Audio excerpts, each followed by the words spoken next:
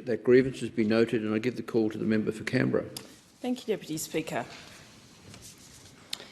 I rise today to talk about the situation in Israel and Gaza.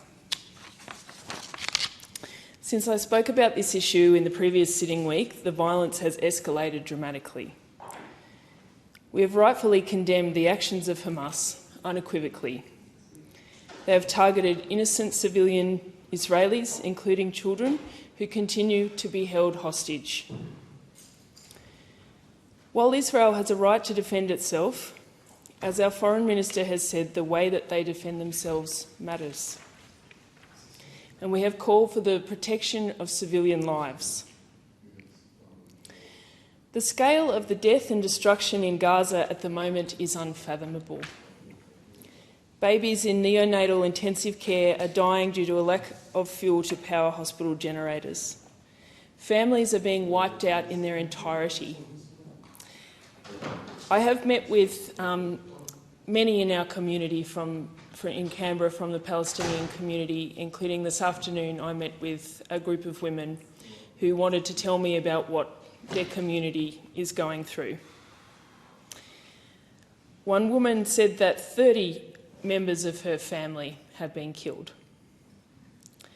I met with another Palestinian woman yesterday who said that she had 42 members of her family had been killed, but actually the number was greater than that.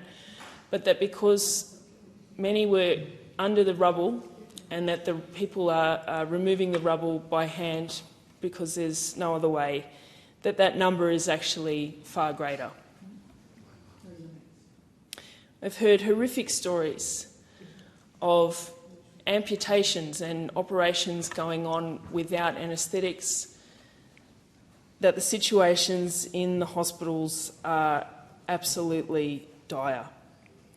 Médecins Sans Frontières have reporting that dozens of doctors, nurses, staff and patients continue to be killed in the Al-Shifa hospital, which is under siege by the Israeli military and has already been bombed several times.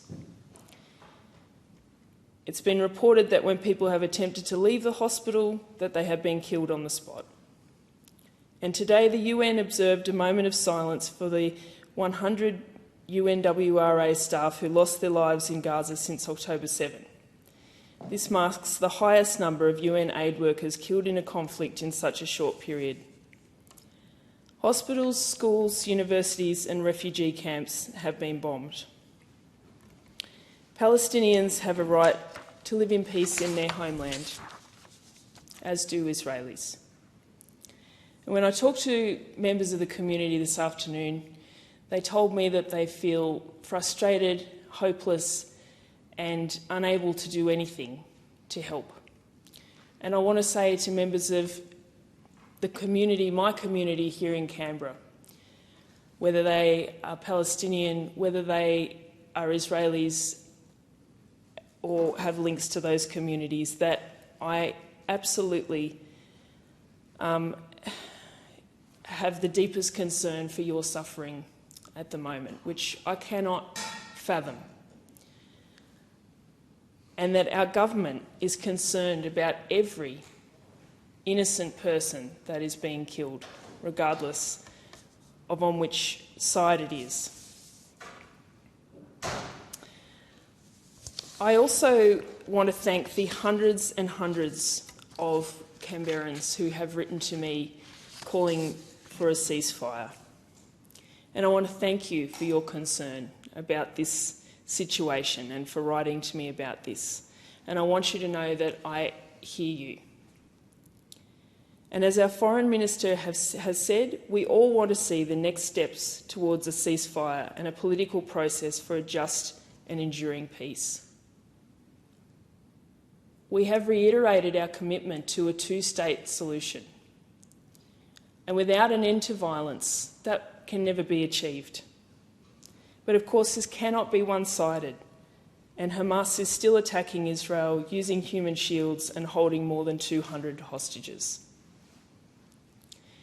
Our communities here in Canberra are feeling, here in Australia and in Canberra, are feeling deep hurt at the moment. And what we need to remember at this really challenging time is our humanity. There is no place for anti-Semitism or Islamophobia here in Australia. And it's important at this time that we just call for peace. That is what we all want to see. The indiscriminate nature of the bloodshed in Gaza is unacceptable. Over 13,000 Gazans, including at least 4,500 children, have been killed, and this must stop. We've also started to see settler violence in the West Bank against Palestinians, and Australia maintains that Israeli settlements in the West Bank are illegal. The unlawful taking of Palestinian homes is wrong and inflammatory. It makes the goal of a two-state solution harder. They are a significant obstacle to peace.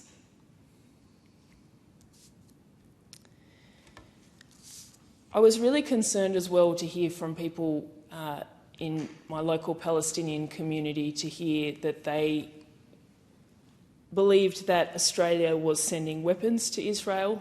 We are not. We are not sending troops. We are only sending personnel to help people to get out. We've also committed $25 million of aid, which we are doing our best to see delivered. And I just want to reiterate that our government, everyone in our government is absolutely devastated by the killing of innocent people in this situation.